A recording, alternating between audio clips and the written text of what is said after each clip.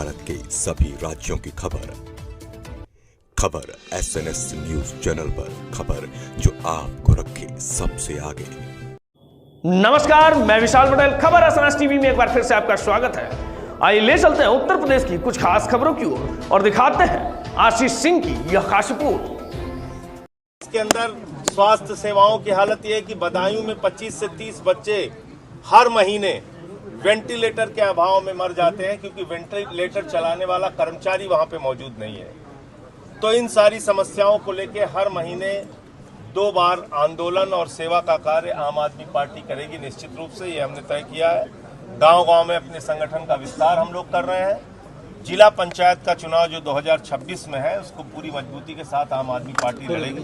वो चुनाव हम लोग अकेले लड़ेंगे, उसके लिए गांव-गांव जाके संगठन बनाने की तैयारी हम लोग कर रहे हैं। संजय जी, आप प्रधानमंत्री के संसदीय क्षेत्र में 11 साल उनके बेमिसाल के पूरे हुए जैसा वादा किया जा रहा है। प्रेस कॉन्फ्रेंस में कहा जा रहा है कि सुशासन के 11 साल पूरे हुए, 37 करोड़ लोग जो गरीबी रेखा से नीचे थे। प्रधानमंत्री के 11 साल में भारत के ऊपर 200 लाख करोड़ रुपए का कर्जा है। प्रधानमंत्री के 11 साल में 82 करोड़ लोग 5 किलो राशन पर अपनी जिंदगी बिताने के लिए मजबूर हैं। प्रधानमंत्री के 11 साल में 22 करोड़ नौकरियां मिलनी थी हिंदुस्तान के नौजवानों को, 22,000 नौकरी नहीं मिली। प्रधानमंत्री के 11 साल में किसानों की आमदनी 2 गुना होनी थी, काला धन आना था, 15 लाख खाते में आना था, 15 अगस्त 2022 तक सबको पक्का मकान मिलना था। एक भी वादा भारत के प्रधानमंत्री ने पूरा नहीं किया।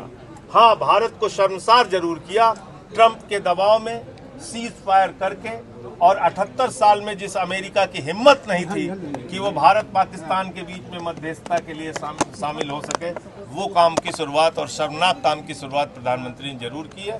तो 11 साल की उनकी उपलब्धियां नहीं है, 11 साल की उनकी बदहाली का एक पूरा लंबा चौड़ा खाका है जो मैंने आपके सामने रखा है। जाति जनगणना को लेकर के अगर कहा जाए तो लगातार जो है अब जाति जनगणना एक जुमला है। जैसे इन्होंने महिला आरक्षण के नाम पे 1 इंच भी आगे बढ़ के काम नहीं किया है अब तक, ऐसे ही जाति जनगणना का काम ये लोग करेंगे। ना इन्होंने कोई बजट अलॉट किया है, ना इन्होंने कोई समय सीमा निर्धारित की है। जाति जनगणना एक घोषणा मात्र है बिहार चुनाव को जीतने की। बिहार चुनाव में आपकी क्या भूमिका रहेगी? बिहार चुनाव में आपकी क्या भूमिका? बिहार चुनाव आम आदमी पार्टी लड़ रही है अकेले, सारी सीटों पे। संजय जी, दिल्ली के कालका जी में कहा गया है कि अब जो है जाति अपनी जाति बताएंगे। ये कौन बोल रहा है? ये भाजपा के अनपढ़ लोग ही बोल सकते हैं, क्योंकि मुसलमानों को ओबीसी का आरक्षण तो पहले से हासिल है, कोई नई बात थोड़ी है। तो जाति उनकी पहले से पता है, जाति और पता चल जाएगी। जाति जनगणना अगर होगी तो मैं फिर दोहरा रहा हूँ, जाति जनगणना एक जुमला मात्र है, इसके अलावा कुछ नहीं। संजय जी, दिल्ली में कालका जी में वहाँ पे लगातार बुलडोजर चलाई गई है और वहाँ पे बिहार, यूपी, पूर्वांचल के लोगों के ऊपर बुलडोजर चलाने का काम बीजेपी कर रही है। और मैं अभी पटना गया था इसी काम के लिए। मैं वहाँ बता के लोगों को आया हूँ कि ये लोग किस तरह से दुश्मन देश के नागरिक की तरह यूपी, बिहार, पूर्वांचल के लोगों के साथ दिल्ली में व्यवहार कर रहे हैं। मैं तो वहाँ गया, उन लोगों से मिला, उनकी लड़ाई लड़ता रहता हूँ, आगे भी लड़ूंगा। मोदी जी पाकिस्तान को लेकर बहुत उन्होंने तो कहा है आई लव पाकिस्तान।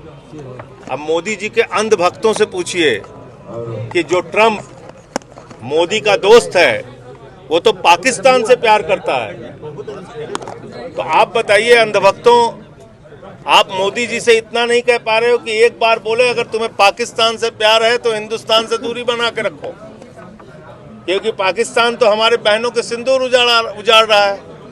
पाकिस्तान तो पुलवामा की घटना करता है, पाकिस्तान तो उड़ी की घटना करता है, आतंकवाद फैलाता है हिंदुस्तान में। और उस आतंकवादी देश के साथ ट्रंप जो है वो कह रहा है उसको प्यार हो गया है, उसको प्यार हो गया है, और मोदी जी को ट्रंप से प्यार हो गया है।